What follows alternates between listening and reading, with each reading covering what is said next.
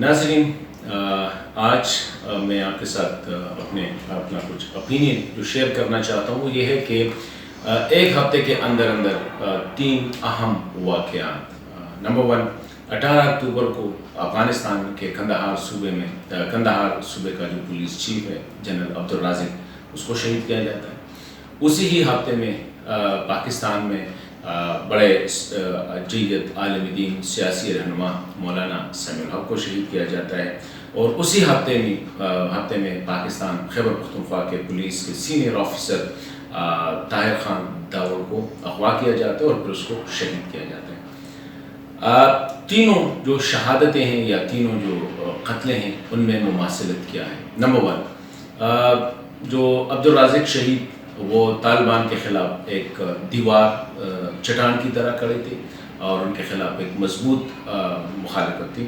Number 1، Pakistan میں مولانا سمیع الحق، اس کو father of Taliban یعنی افغان طالبان کی تحریک کے فادر، ایک روحانی فادر، اور مدرسہ جو تھا حقانیہ اس کے ہیڈ، جو کہ ان کا تعلق بھی ڈائریکٹلی طالبان کے ساتھ۔ طاہر خان وہ شخصیت جس نے گزشتہ 10 سالوں سے پاکستان میں جو دہشت گرد ملیٹنٹ ٹی ٹی پی وغیرہ ان کے خلاف جو مہمات کی وہ بڑے قابل ذکر ہیں، اور اس پہ طالبان نے کئی خودکش حملے کی۔ مطلب یہ تینوں کا تعلق ایک خاص قسم کے ملیٹنٹ گروپ کے مخالفت میں وہ تھا اور یا حمایت میں۔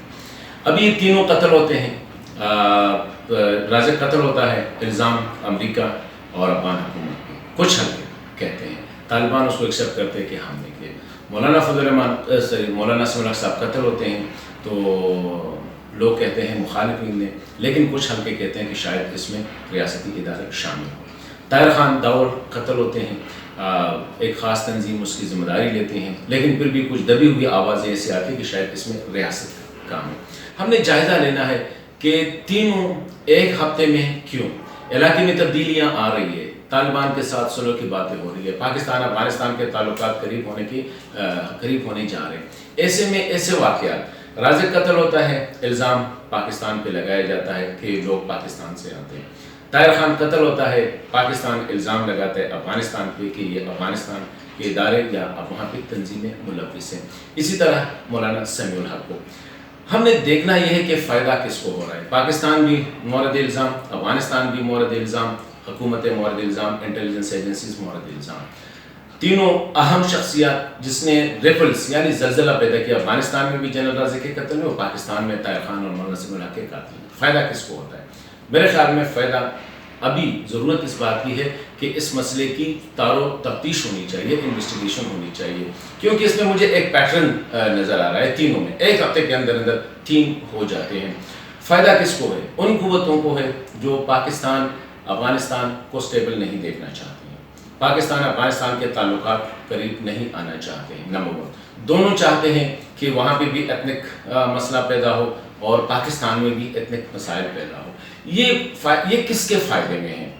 میں خود سوچ رہا ہوں کہ کیا ہے، آپ کو بھی سوچنا پڑے گا کہ کیوں ایک ہی ہفتے میں اتنے اہم شخصیات جس سے دونوں ممالک کے عوام کا ڈائریکٹ رشتہ، محبت اور دشمنوں کے خلاف ان کا کھڑا ہونا، کون ہے اور اس ریجن میں ہو کیا رہا ہے۔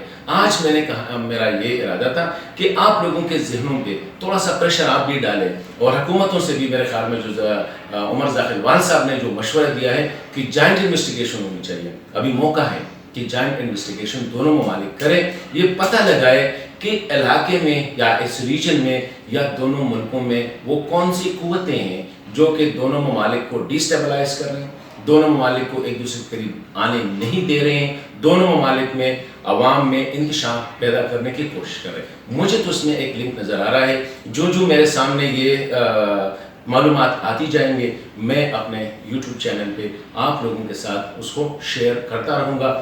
ضرور واچ کیجئے وقتاً فوقتاً اس